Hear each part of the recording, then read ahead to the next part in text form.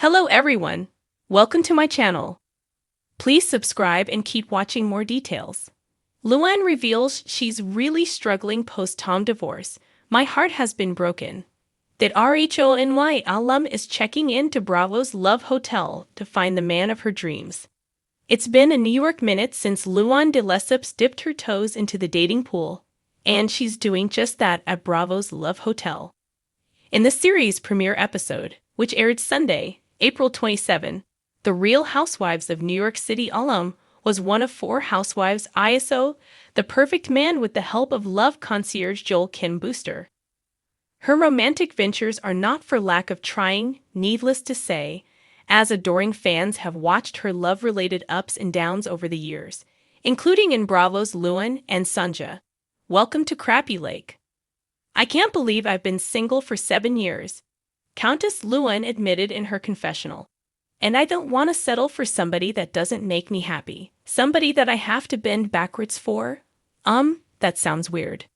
From her first marriage to Count Alexander de Lesseps to the Johnny Depp look-alike pirate from Street Barths, many have tried, and failed, to hang on to Luann. Still, the money can't buy you class cabaret singer says she is still struggling following her divorce from husband number 2. Successful businessman, and RHONY socialite Tom D'Agostino Jr., whom she met through Dorinda Medley in 2015. Upon check-in at Bravo's Love Hotel, Luann reflected on her 2 marriages, both of which audiences witnessed across the RHONY seasons. Her first, to the Count, lasted from 1993 to 2009, while her second, shorter marriage to Tom lasted only 1 year from 2016 to 2017. Did I think I was going to be dating at this stage in my life? No, I didn't, she said in the recent episode. I'm actually really struggling with trusting people again because my heart has been broken. RHONY fans can't soon forget when former housewife Bethany Frankel confronted Luann with photos of then-fiancé Tom making out with another woman at the local watering hole, which in RHONY land was the Regency in Manhattan. Cameras were rolling when the debacle went down in Season 8, Episode 20, but it didn't stop Luann from pulling the trigger and saying, "I do," despite cheating rumors spreading far and wide. Luann filed for divorce less than 1 year later, explaining why in a Watch What Happens Live with Andy Cohen special, One-on-One with Luann de Lesseps. It was like the weekend before the reunion, basically. And Tom went out, and he called up an old girlfriend, and they met up with a group of people, and I didn't know about it. I found out about it the next day in the press. Luann recalled to Andy Cohen. So that, for me, was like the final straw. I was like, I can't do this anymore. Luann joins the Real Housewives of Potomac's Giselle Bryant and Ashley Darby, and the Real Housewives of Orange County's Shannon Storms Beater, as each lady continues through a group of handsome, eligible suitors as curated by the new show's Love Concierge. I think if anyone can handle an entire pool of men dedicated just to her, I think it's you, Luann, Joel told her in front of the others. Before the host introduced the women to the single men, each housewife had a chance to explain what they hoped to find in a potential partner. I just don't want a guy who's gonna try to fight me for the mirror, you know what I mean, Luann replied. A first look of Bravo's Love Hotel indicates love may not be so easy to find, considering red flags, tears, and perhaps some heated exchanges over who can win over the Countess's heart. Wren Hollow was the kind of place that didn't appear on maps, unless the map was drawn in ink mixed with moonlight and secrets. If you found it at all, you didn't arrive by roads or rivers, but by accident, or perhaps by invitation.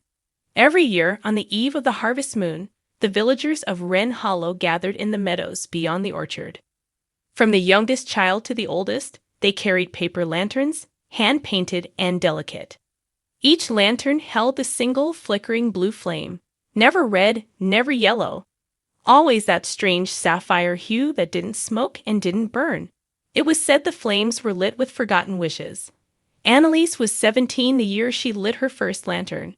Her fingers trembled as she held the tiny flame cupped between her palms, whispering her wish. Let the truth find me. She didn't know what truth she sought, only that something about her life didn't fit, like a story missing its last page. She lived with her grandfather, Thorn, a quiet man with eyes like the storm and a voice made of pine needles in dusk. He never lied exactly, but he'd mastered the art of withholding. Whenever she asked about her parents, he'd simply say, "They gave you a beginning. But on this night, You must write." As the the moon rose heavy and golden over the hills, Annalise's lantern bobbed into the air and drifted east toward the woods. All the others floated upward and away, like stars being reabsorbed into the sky, but hers wavered, circled, and darted like it had a mind of its own. "Don't follow it," Thorn warned. But she had already stepped away, following the blue shimmer as it danced between trees. The forest was not quiet. It hummed. It breathed. The air was rich with the smell of moss and memory. Her lantern floated ahead, dipping low over tangled roots, then soaring up through bare branches. She chased it deeper, heart thudding like a drumbeat from some ancient ritual. Eventually, the lantern stopped. It hovered over a small clearing where a stone well stood, half swallowed by ivy.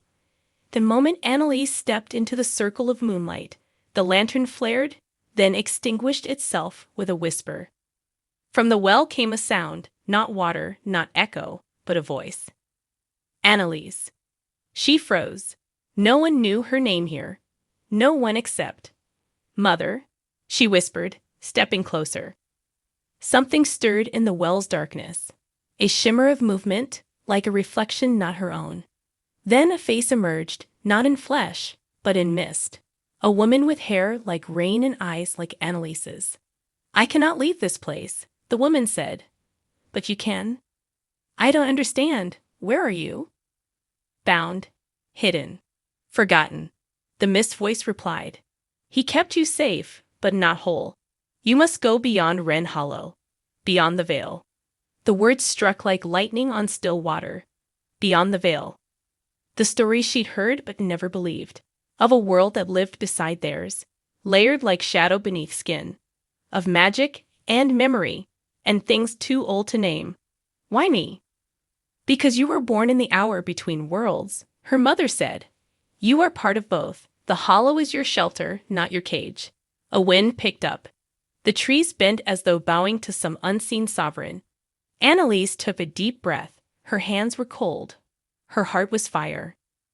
Back at the meadow, the villagers were releasing their second lanterns, a quieter ritual, one for the dead. Thorn stood apart, eyes fixed on the tree line.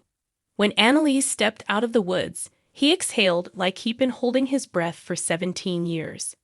"I saw her," she said, "in the well." He closed his eyes. "Then it's time."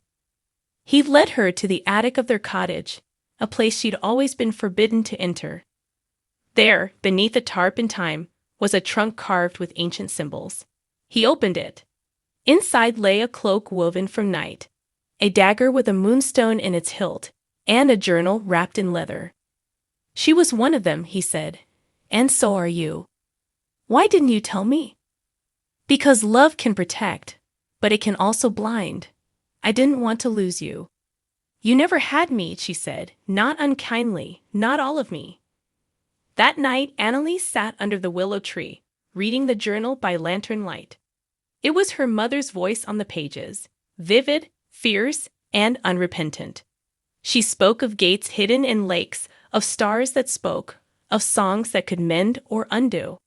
She wrote of a war still unfinished, of a key hidden in a heartbeat, of a daughter who would choose the path no one else could. In the morning, Annalise donned the cloak. The fabric shimmered like ink in water. She strapped the dagger to her belt and tucked the journal close to her chest. "I'm going," she said. Thorn nodded. "Then go well and go bravely, and if you can, come back." She stepped into the woods again, lantern in hand, heart lit like dawn. As she walked, the trees parted. A silver mist wound through the air, thickening into a gate shaped like an arch of woven antlers. Her lantern flickered once, then flared. The veil was thinning. She reached out. Beyond it, a world waited, not just of magic, but of memory and truth. And Annalise, worn between beats of a forgotten clock, stepped forward.